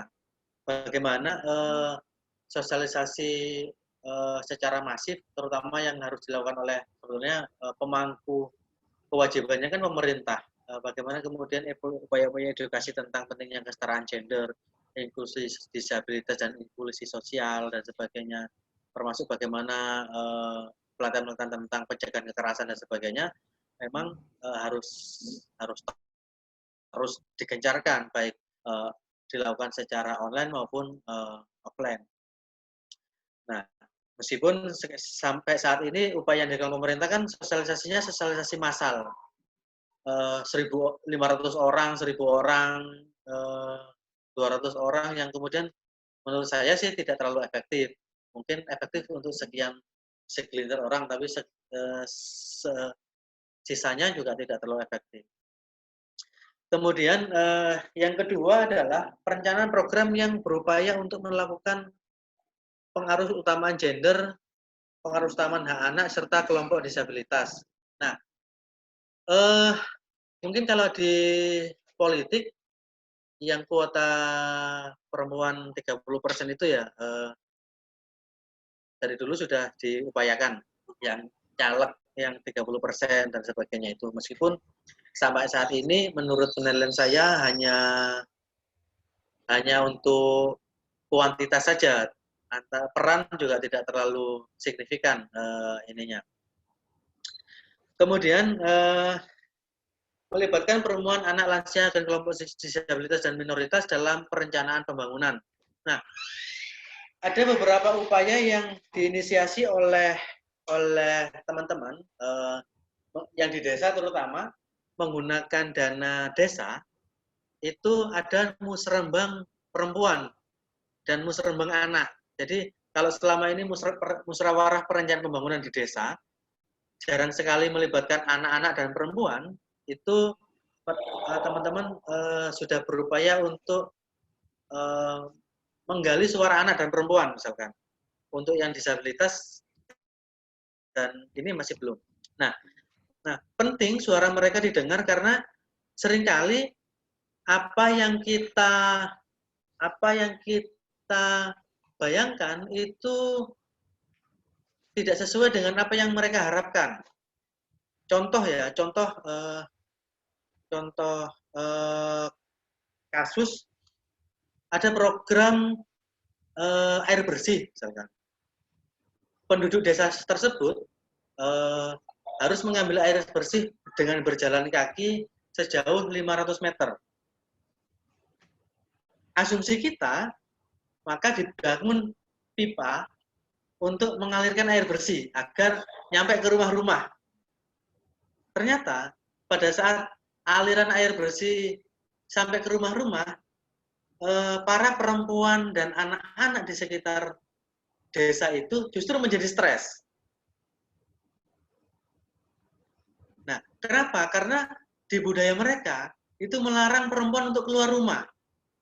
Nah, kesempatan mereka keluar rumah adalah ketika dia mengambil air di semacam tandon air itu, kemudian dia bisa berinteraksi dengan warga yang lain. Itu yang kemudian mereka lebih nyaman di situ daripada dia harus nunggu air di rumah dan sebagainya.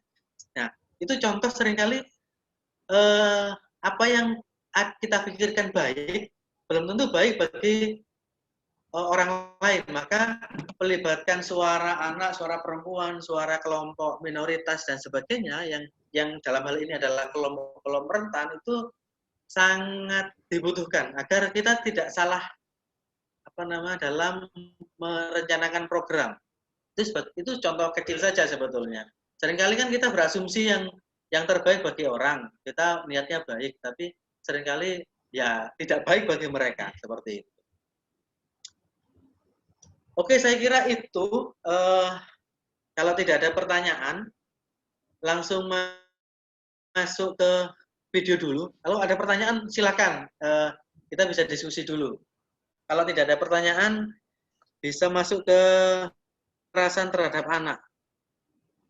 Ada pertanyaan, teman-teman? Pak Mahrus, berhubung ini waktunya memang sudah hampir habis untuk pemateri, jadi untuk tanya jawabnya mungkin nanti bisa disimpan dulu di akhir, supaya nanti ini bisa kita lihat dulu videonya ya, kemudian nanti baru kita ke sesi diskusi. Oke, saya ini dulu ya. Ya, oke, baik. Silakan Pak Roger untuk videonya. Oke, Bapak Ibu, ini ada video untuk kekerasan pada anak. Jadi memang kekerasan pada anak ini seringkali kita lihat atau terjadi di lingkungan kita ya, di sekitar kita. Oleh karena itu, ini akan diputarkan videonya, kemudian nanti akan ada sesi diskusi. Apa gambarnya keluar? Terlihat? Sip, Oke. aman.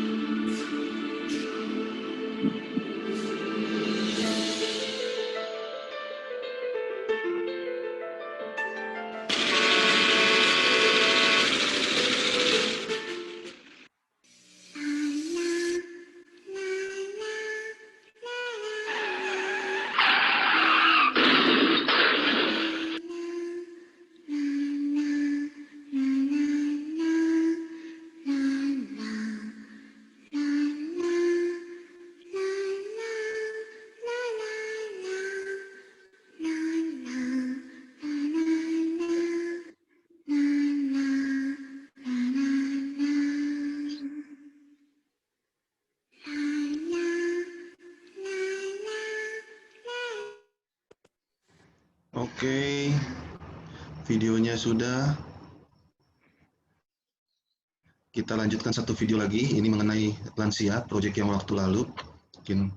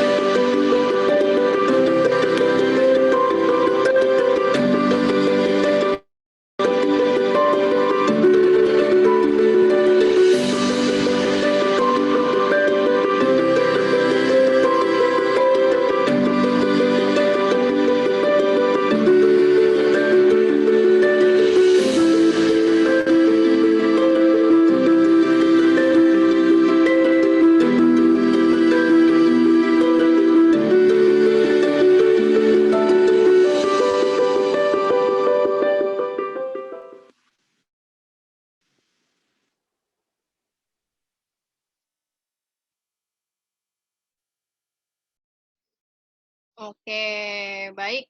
Terima kasih Pak Roger atas tampilan videonya. Jadi ada 2 video ya. Tadi video mengenai perlindungan kekerasan pada anak.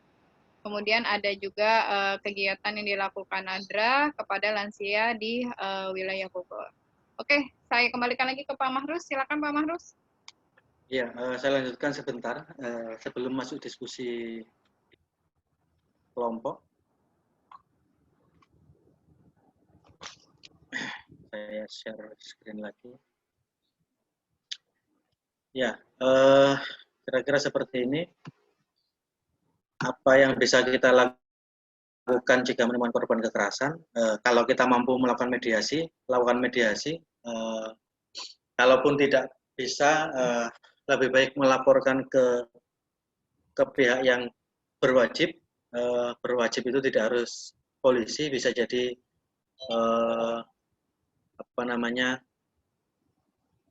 perangkat desa atau perangkat kampung yang ada di situ agar bisa dimediasi bersama. Kalaupun tidak bisa, baru masuk di laporan kepolisian.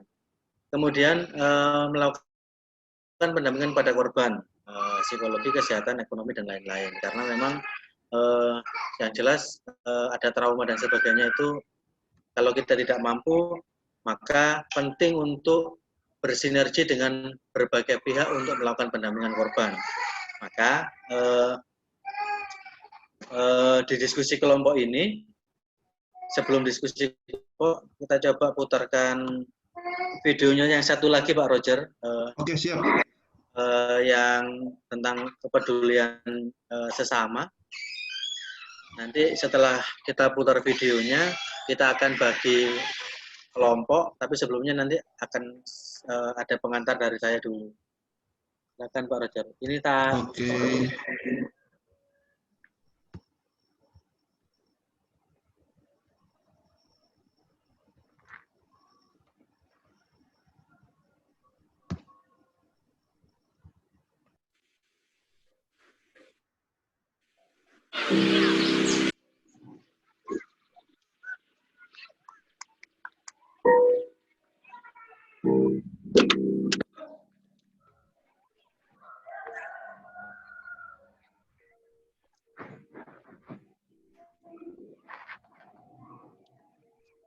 Halo cantik, nama kamu siapa? Eca.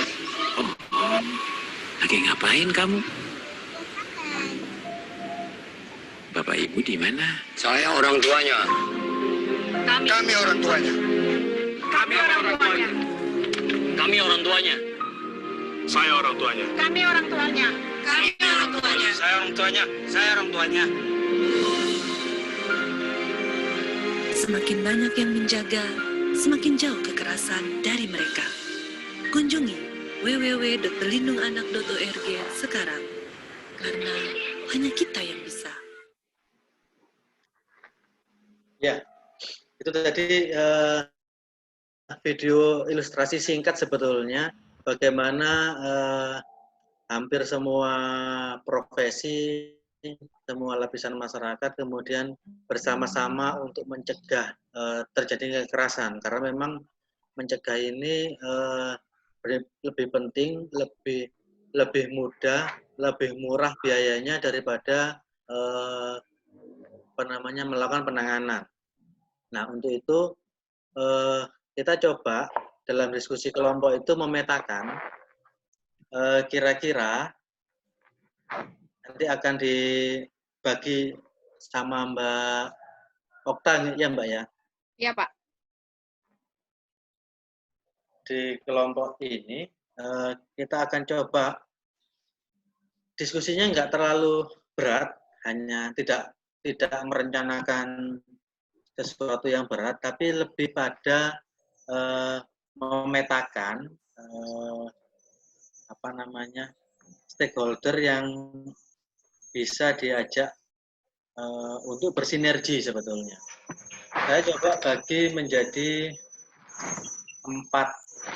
empat kolom. Kolom yang sebelah kiri itu adalah pengambil keputusan, tokoh atau stakeholder pengambil keputusan atau memiliki posisi penting atau berpengaruh. Jadi tidak harus menduduki jabatan tertentu, bisa jadi tokoh masyarakat misalkan, ustadz, kiai, dia kan tidak menjabati jabatan tertentu, tapi apa yang disampaikan didengar oleh masyarakat dan sebagainya. Itu masuk di situ. Jadi pengambil keputusan, memiliki posisi penting, berpengaruh, dan peduli yang warna hijau yang sebelah kiri atas. Yang warna kuning di sebelah kiri bawah itu pengambil keputusan memiliki posisi penting dan berpengaruh, tapi tidak peduli atau belum peduli. Jadi teman-teman nanti bisa petakan di wilayah masing-masing siapa yang berpengaruh tapi peduli dengan isu kekerasan misalkan, atau isu yang teman-teman tangani lah di lapangan. Siapa saja yang mengambil keputusan yang berpengaruh tapi saat ini belum peduli atau informasi belum nyampe ke beliau, seperti itu. Nah, yang sebelah kanan, yang kanan atas bukan pengambil keputusan, jadi sebenarnya posisinya nggak penting, tapi dia peduli. Ini penting bagi kita untuk mengajak dia misalkan melakukan advokasi, melakukan pendekatan pada orang yang berpengaruh misalkan, karena melihat suaranya, oh suaranya ada banyak yang mendukung dan sebagainya, itu penting. Nah, dan yang warna merah adalah dia bukan pengambil keputusan, tidak memiliki jabatan tertentu, tidak berpengaruh, dan tidak peduli. Nah, kadangkala kita itu salah dalam mencari teman. Jadi ini kan dalam rangka mencari teman untuk kerja-kerja kita di lapangan. Jadi ketika kita sudah petakan siapa-siapa saja, maka kita bisa mengambil langkah-langkah apa yang bisa kita lakukan untuk warna hijau, warna kuning, warna merah, dan warna hijau udah ini. Mau kita ajak ngapain mereka, gitu loh. Ya, untuk memetakan saja sih, kayak kita sebut sebetulnya ini menjadi kayak peta aktor. Peta aktor, saya kira ini juga digunakan oleh teman-teman yang lain. Peta aktor ini, agar kita itu tidak capek di lapangan. Seringkali dulu saya pendekatan itu yang warna merah, karena dulu kan masih belum ada analisa-analisa seperti ini. Sering saya mendekati yang warna merah ini. Tidak peduli, tidak ini, pati terus, ya capek. Tapi bagaimana kita cari hal yang, misalkan yang berpengaruh ini bisa juga mempengaruhi, yang warna hijau ini mempengaruhi warna merah ketika ini sudah peduli misalkan. Atau warna kuning ketika dipengaruhi dan peduli, itu bisa mengaruhi orang lain juga. Itu yang pentingnya kita memetakan peta aktor. Kira-kira seperti itu. Kalau ada pertanyaan yang kurang jelas, silahkan ditanyakan.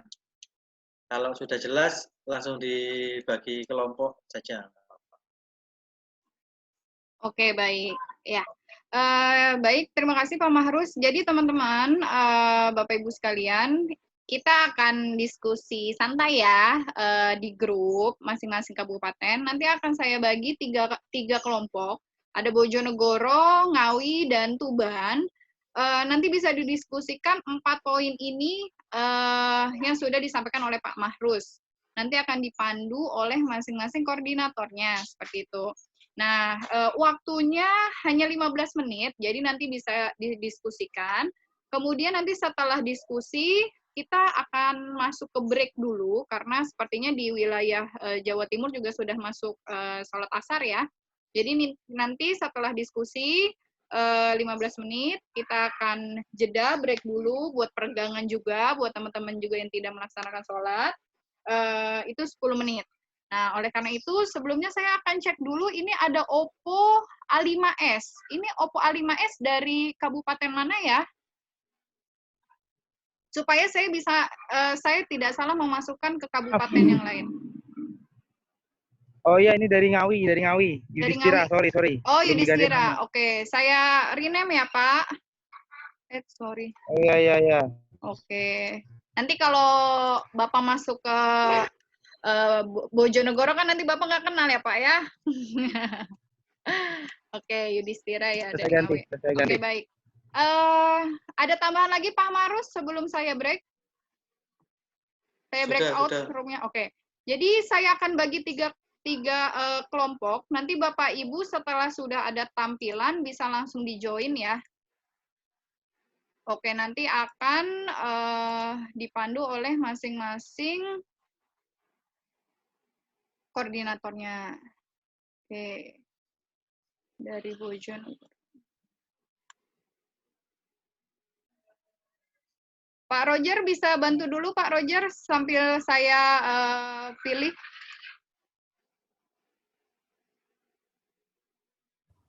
Oke, sip. Saya kasih musik Pak Roger. iya, izin sharing Pak.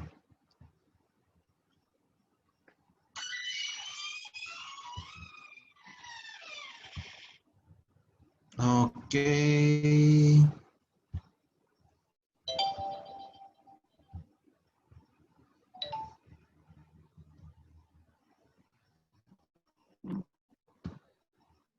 Sudah terlihat ya? Sudah, Pak.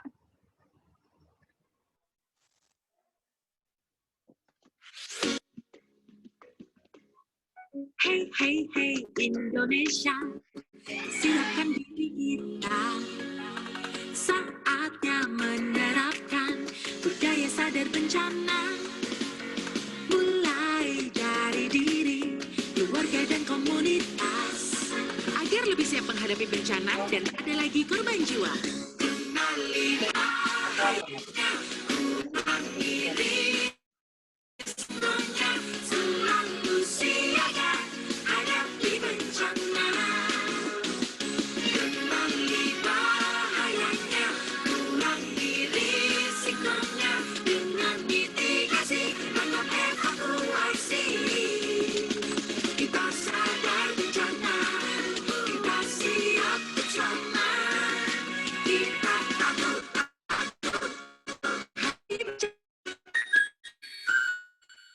Oke, pas sekali. Oke, saya sudah membuat break room. Saya akan open all. Jadi nanti Bapak Ibu akan ada tampilan untuk join ya. Ini sudah saya bagi ke dalam 3 kabupaten, Bojonegoro, Ngawi, dan Tuban. Di sini untuk Bojonegoro totalnya ada 9 bersama dengan koordinator. Ngawi ada 6 bersama koordinator. Kemudian Tuban ada 9 bersama koordinator. Mungkin ini ada yang tadi double ya. Oke, waktunya 15 menit. Nanti akan saya informasikan sisa waktunya di chat room masing-masing. Jadi silakan berdiskusi oleh koordinator dan teman relawan per kabupatennya. Selamat berdiskusi. Oke, sudah ada tampilan, Bapak Ibu? Kalau sudah, boleh langsung klik join. Ya, sudah menang satu persatu. Oke. Iya.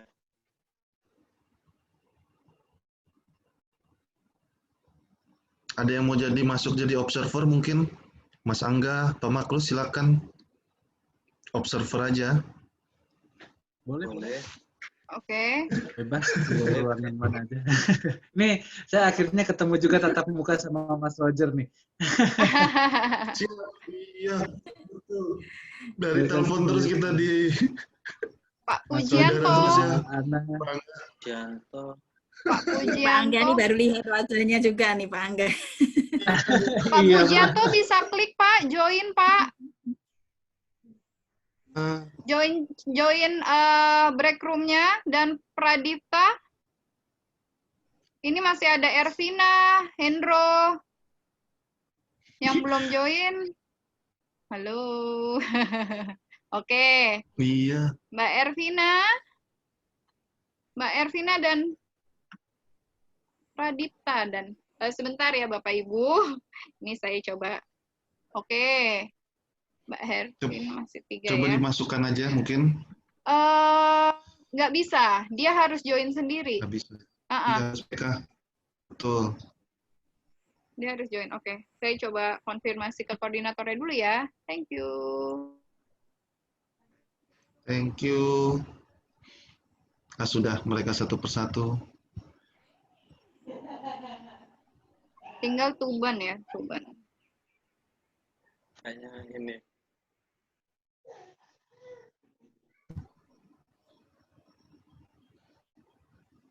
Terus dan Ngawi. Oke. Ya, sepertinya Pradita. Iya.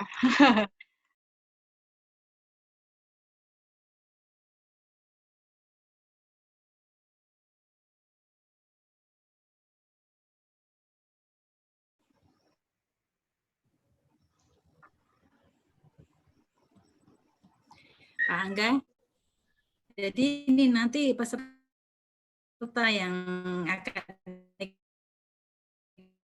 ini Pak ya, untuk hari Minggu yang akan jadi saling kenal Pak Mahrus dengan Pak Angga ya. Jadi Pak Mahrus di Surabaya, Iya, Pak Angga di benar. Ya, Pak Angga. Di Bandung. Salam kenal. Kenal Pak Mahrus. Tadi materinya keren banget Pak. Ya, jadi saling mengisi nih, sangat bagus. Luar biasa. Saya nyimak Betul. Saya biasanya sama teman-teman Bandung itu yang dengan KAP sama apa lagi Semak di pendampingan Ayla.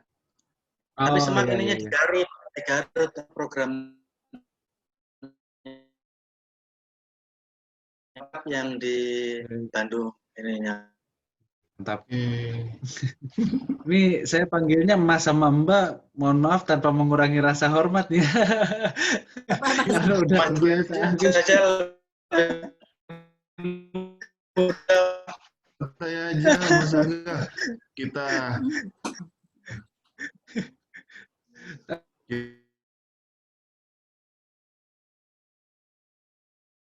Pujianto, suaranya di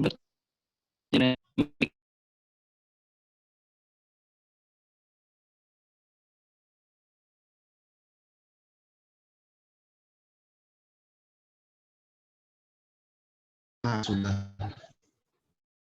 ditarik masuk. Sudah hilang semua. Sudah hilang. Mantap.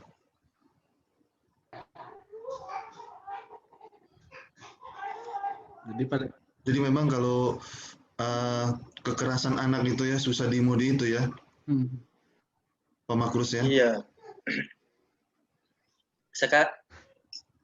Dulu saya kita pernah dampingi yang ini Pak, yang anak disuruh telanjang di IG itu. Astaga. Jadi itu mereka komunitas atau apa tuh yang seperti itu Pak? Dia dijanjikan jadi foto model, kemudian astaga.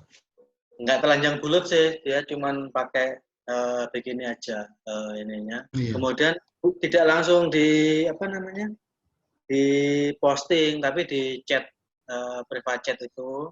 Kemudian si orangnya itu kan ngaku sebagai kakak kelasnya, kayaknya sudah apa namanya kayak memetakan si anak sih kayaknya.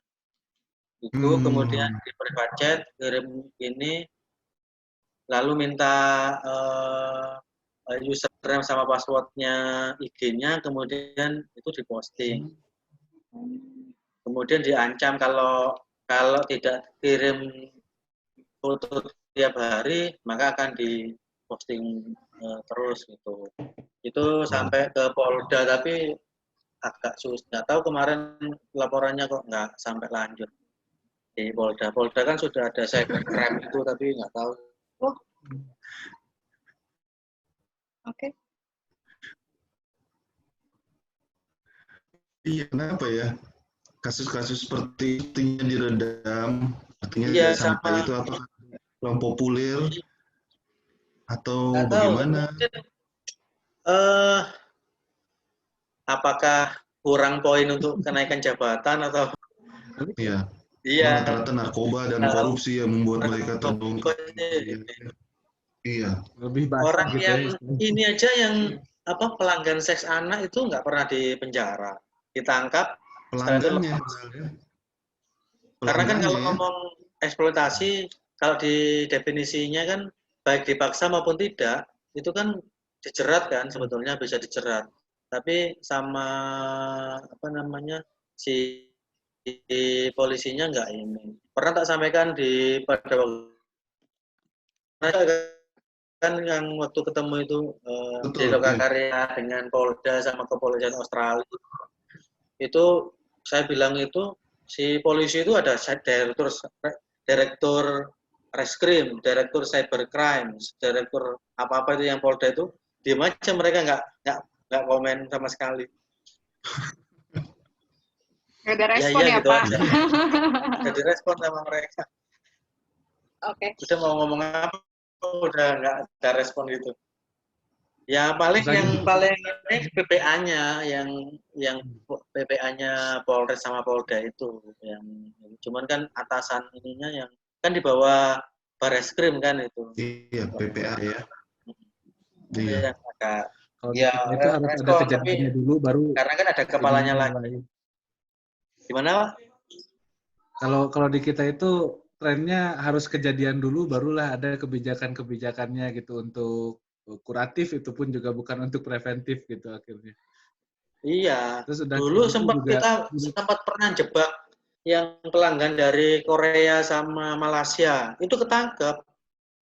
Si predatornya, kan kita nyebutnya predator kan yang pelanggan seks anak itu.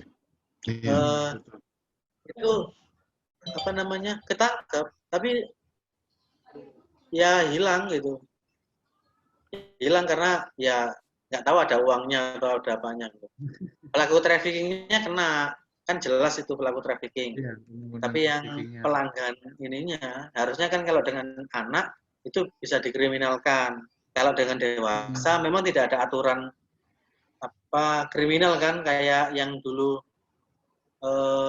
siapa yang ketangkap di Surabaya yang tahun baru itu. Artis itu loh. Oh, Vanessa Angel. Vanessa Angel, nah itu kan nggak bisa itu pelaku traffickingnya kan juga nggak ini, malah lebih dulu bebas kan daripada Vanessa Angel, karena Vanessa Angel dan bukan anak kan dewasa, ketika dia tidak ngomong dipaksa nggak ada berarti itu akhirnya kan UU ITE yang dijerat sama Vanessa Angel, bukan undang-undang trafficking ininya. Bukan. Ya, kalau begini-begini emang mengelus dada ya Pak. Kadang-kadang itulah. Tapi efek psikisnya itu ya, Mas Angga ya, Pak Makrus. Malah ceritanya teman-teman Bandung itu dulu ada anak SMA yang tiap weekend terbang ke Singapura. Astaga. Iya. Kemudian karena dia kemudian pada waktu itu biar nggak ketahuan pakai jilbab, ternyata harganya ditawar lebih tinggi. Nah, setelah itu dia pakai jilbab untuk menaikkan harga. Juga ya. Pakai jilbab malah jadi lebih tinggi. Iya, karena kan dianggap masih apa ya? Masih grace ya. Baik ya ininya. Iya. Grace dan sebagainya. Benar. Itu cuma nggak ada anak-anak itu sebetulnya. Tapi kalau boleh sharing Pak, waktu saya kuliah di S1 di Purwokerto itu kan mungkin terkenal banget ya Batu Raden. Nah, itu kan di Batu Raden ada yang namanya Gang Sadar tuh, GS. Nah, itu eksploitasinya memang ya satu sisi kebutuhan, karena di Purwokerto itu banyak pendatang kan, anak-anak Jabodetabek, gaya hidupnya tinggi. Jadi remaja-remaja di Purwokerto tuh kayak ya nggak mau kalah gitu kan.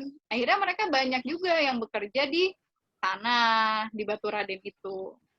Dan itu, wah gila-gilaan lah ibaratnya dari SMP, SMA, anak-anak tuh udah, ya udah, memang udah kayak habitnya gitu di sana. Ya, anak-anak di